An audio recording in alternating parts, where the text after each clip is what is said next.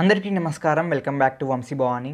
So మన python series complete అయిపోయాక next ఏంటి అనుకున్నప్పుడు మీరందరూ కలిపి డిఎస్ఏ అని చెప్పారు. సో డిఎస్ఏ కోర్స్ ఇంకొక 1 వీక్లో స్టార్ట్ అవ్వబోతుంది. బట్ ఈ 1 వీక్లో రానున్న ఒక 4-5 డేస్లో ఒక షార్ట్ సిరీస్ అనేది చేయబోతున్నాం. అండ్ ఈ సిరీస్ పేరు కళాశాలలో. సో బేసిక్గా ఈ సిరీస్లో భాగంగా కాలేజ్ గోయింగ్ ఎవరైతే విద్యార్థులు ఉంటారో, కాలేజ్ గోయింగ్ స్టూడెంట్స్ ఉంటారో వాళ్ళందరికీ రకరకాల సినారియోస్లో, రకరకాల టాపిక్స్లో డౌట్స్ ఉంటాయి. బేసిక్గా మంచి మార్క్స్ ఎలా పొందాలి, కైండ్ ఆఫ్ ఎక్కువ మందితో ఎలా బాగా కమ్యూనికేట్ చేయగలగాలి, మన కమ్యూనికేషన్ స్కిల్స్ని ఎలా ఇంప్రూవ్ చేసుకోవాలి, టైం మేనేజ్మెంట్ ఎలా చేసుకోవాలి. సో ఈ విధంగా there are lot of things that a student really needs. So నా ఎక్స్పీరియన్స్ని యూస్ చేసుకుని మీ అందరికీ హెల్ప్ అయ్యే విధంగా నేను బేసిక్గా నాలెడ్జ్ షేరింగ్ చేద్దామని చెప్పి ఈ యొక్క సిరీస్ని స్టార్ట్ చేస్తున్నాను. సో ఈ సిరీస్లో ఫస్ట్ ఎపిసోడ్లో ఇవాళ మనం డిస్కస్ చేసుకోబోతున్న టాపిక్ ఈజ్ టైం మేనేజ్మెంట్ అనమాట. So in this episode of time management, before getting started ఒకసారి we will discuss about Relevel and after that will start the topic. Already ఉన్న జాబ్లోంచి కొత్త జాబ్కి షిఫ్ట్ అవ్వాలన్నా ఆర్ ఫ్రెషర్గా కొత్తగా జాబ్ పొందాలన్నా it is difficult, but Relevel by Unacademy can help you. Poorla Tej Sharan అనే ఈ క్యాండిడేట్ రీలెవెల్లో ఎగ్జామ్ ద్వారా నోవో బెనిఫిట్స్ అనే కంపెనీలో బిజినెస్ డెవలప్మెంట్ ఎగ్జిక్యూటివ్గా, అది కూడా 77% హైక్తో జాయిన్ అయ్యాడు. వత్సల్ శర్మ తిను బీటెక్లో చేసిందేమో మెకానికల్ ఇంజనీరింగ్, బట్ కోడింగ్లో ఇంట్రెస్ట్ అండ్ స్కిల్ ఉండడం వల్ల రీలెవెల్లో ఎగ్జామ్ ఇచ్చి ఇప్పుడు he is the software engineer at Wingify. Syed Mehdi Abbas తిను ఇంజనీరింగ్ ఒక లోకల్ కాలేజ్లో చేసినప్పటికీ ఒక ఐఐటి గ్రాడ్ లెవెల్ జాబ్ పొందాడు. Today he is a member of technical staff at Blue Stacks అనే కంపెనీ. ఈ విధంగా ఎంతోమంది కేవలం వాళ్ళ స్కిల్ ఆధారంగా ఎటువంటి ఎక్స్పీరియన్స్ లేనప్పటికీ రీలెవెల్లో ఎగ్జామ్స్ ఇచ్చి మంచి జాబ్స్ అనేది పొందారు. బేసిక్గా రీలెవెల్ is back with its exciting 5-day event రీలెవెల్ select. So July 6 నుంచి జూలై 10 వరకు రీలెవెల్ సెలెక్ట్ ఉండబోతుంది. సో ఈ 5-day ఈవెంట్లో బేసిక్గా ఇండియాలోని మంచి కంపెనీస్ అన్నీ వాటి యొక్క మంచి ప్యాకేజెస్తో మిమ్మల్ని హైర్ చేయడానికి రెడీగా ఉన్నాయి. మీరు చేయవలసిందల్లా మీకు ఫ్రీగా ఉన్న టైంలో ఈ 5 రోజుల్లో వెళ్ళి స్లాట్ బుక్ చేసుకోవాలి అండ్ ఫ్రీగా ఎగ్జామ్ ఇవ్వాలి. సో ఆల్రెడీ ఉన్న డొమైన్స్తో పాటు కంటెంట్ రైటింగ్కి ఒక కొత్త డొమైన్ని లాంచ్ చేశారు. దాంతోపాటు రీలెవెల్ సెలెక్ట్లో మీరు బాగా పర్ఫామ్ చేస్తే daily prizes worth 30K and amazing prizes like MacBook, iPad గెలుచుకోవచ్చు. Link in the description. So getting back to the topic, time management అంటే ఏంటి? సో బేసిక్గా వెరీ సింపుల్. టైం మేనేజ్మెంట్ అంటే ఏంటి అంటే బేసిక్గా ఇది ఎప్పుడు వస్తుంది అంటే only when you are having multiple task to do. Let's say మీ దగ్గర చేయడానికి ఒకే పని ఉందనుకుందాం, ఓకే, అప్పుడు టైం మేనేజ్మెంట్ అనే ఒక పాయింటే రాదు. టైం మేనేజ్మెంట్ ఎప్పుడు వస్తుంది అంటే when you are having multiple tasks to achieve. So మీ దగ్గర ఒక 10 యాక్టివిటీస్ ఆర్ 10 టాస్క్లు ఉన్నాయి అండ్ ఆబ్వియస్లీ ప్రతి మనిషి దగ్గర time is same. Time is the same limited property, okay, time is limited.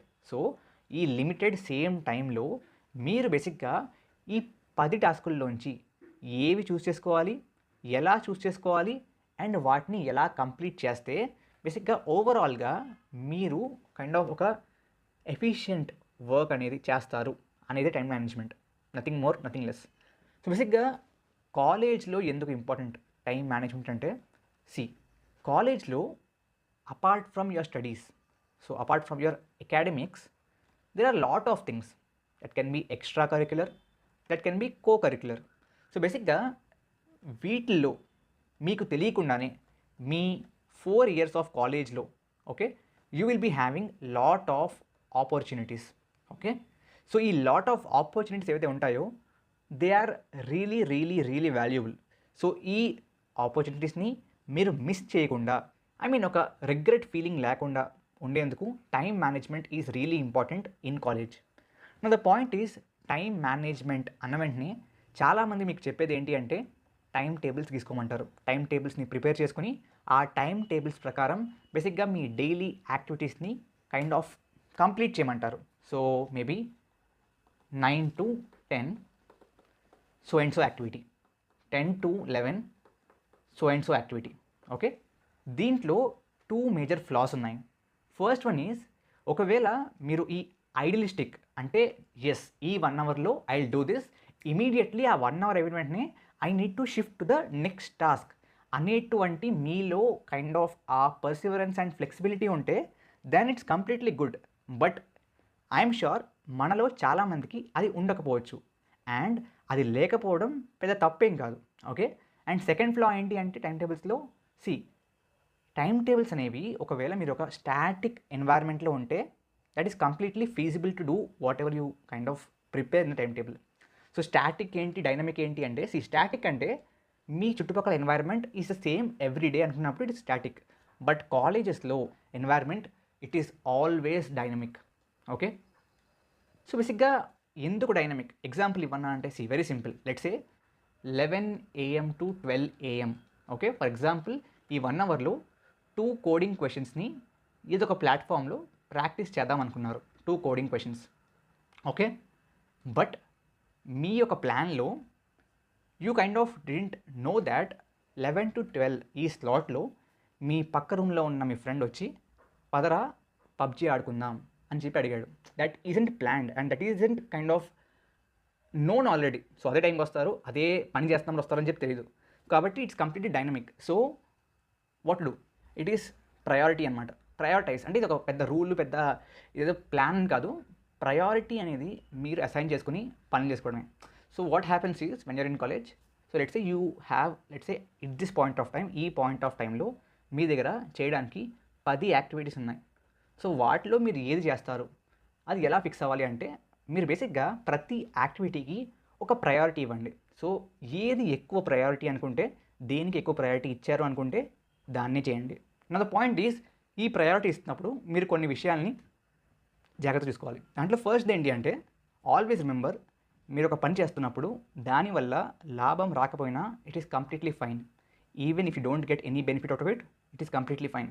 But దానివల్ల ఆన్ అ లాంగ్ రన్ నష్టం రాకుండా చూసుకోవాలి. Okay, always remember this is a golden rule. Okay, మీరు ఒక పని చేస్తున్నప్పుడు దానివల్ల లాభం రాకపోయినా నష్టం రాకూడదు on the long run. Remember this. Second, బేసిక్గా ఈ పని చేస్తున్నందుకు, ఓకే, ఈ పర్టికులర్ టాస్క్ చేస్తున్నందుకు ఆన్ ద లాంగ్ రన్ మీకు బేసిక్గా ఎటువంటి ఆపర్చునిటీస్ కైండ్ ఆఫ్ మిస్ అయ్యామే అనే ఫీలింగ్ రాకూడదు. అంటే let's say you are having task A, task B and task C. Okay, let's say task A is clubs and సొసైటీస్లో maybe ఒక క్లబ్ది there is a interview. Okay, అంటే ఆ club యొక్క రిక్రూట్మెంట్కి there is some kind of interview అనుకుందాం. అంటే let's say మీ కాలేజ్లో there is robotics club. Okay, ఆ రోబోటిక్స్ క్లబ్ యొక్క రిక్రూట్మెంట్ కోసం there is a interview. Task B is for example playing PUBG.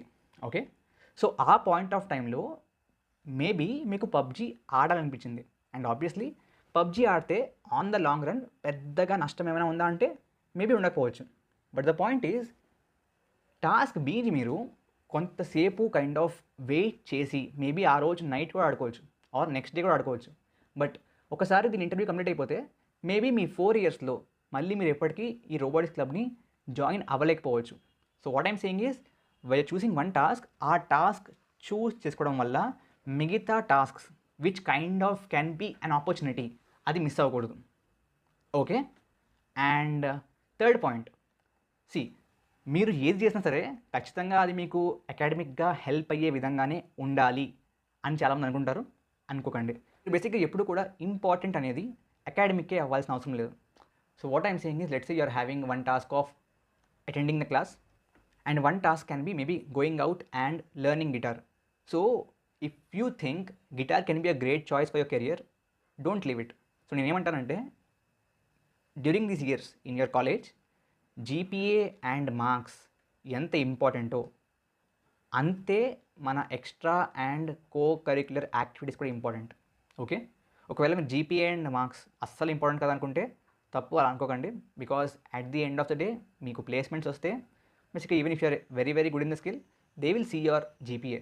Okay, so apart from GPA and marks, apart from kind of maintaining them, also concentrate on extra and co. నా the point ఇది, ఈ extra and కో అనేది ప్రతి ఇండివిజువల్కి వేరేగా ఉంటుంది. మీకు, మీ రూమ్మేట్కి, మీ ఫ్రెండ్కి, మీ క్లాస్మేట్కి అందరికీ వేరేగా ఉంటుంది. ఓకే, ఫర్ ఎగ్జాంపుల్ మీకు you want to become or become కూడా పక్కన పెట్టండి, మీకు రోబోటిక్స్ అంటే ఇంట్రెస్ట్ ఉంది, మీ రూమ్మేట్కి మేబీ క్రికెట్ అంటే ఇంట్రెస్ట్, మీ ఫ్రెండ్కి మేబీ గిటార్ అంటే ఇంట్రెస్ట్, మీ కైండ్ ఆఫ్ క్లాస్మేట్కి మేబీ యాక్టింగ్ అంటే ఇంట్రెస్ట్. సో మీ యొక్క పర్సనల్ ఇంట్రెస్ట్కి అనుగుణంగా మీ ఎక్స్ట్రా కరిక్యులర్ యాక్టివిటీస్ అనేవి మారిపోతాయి. అండ్ ఆల్వేస్ రిమెంబర్, ఈ 4 years ఏదైతే ఉందో, these 4 years are years of experimentation. So బేసిక్గా మీరు ఏం చేయొచ్చు అంటే, మీకు ఒక specific kind of career suit అవుద్దా అవ్వదా అనేది మీరు ఈ 4 yearsలో పిచ్చగా ఎక్స్పెరిమెంట్ చేయొచ్చు. మేబీ నాకు ఒక డాన్సర్ అనే ప్రొఫెషన్ సూట్ అవుతుందా, just go out, learn dancing, suit అవుతుందా అవ్వట్లేదా చెక్ చేయండి, shift it. Singing, shift it. Guitar, shift it. Painting, shift it. So బేసిక్గా you can find your interest also. So ఆ విధంగా ట్రై ఎక్స్పెరిమెంటింగ్ థింగ్స్.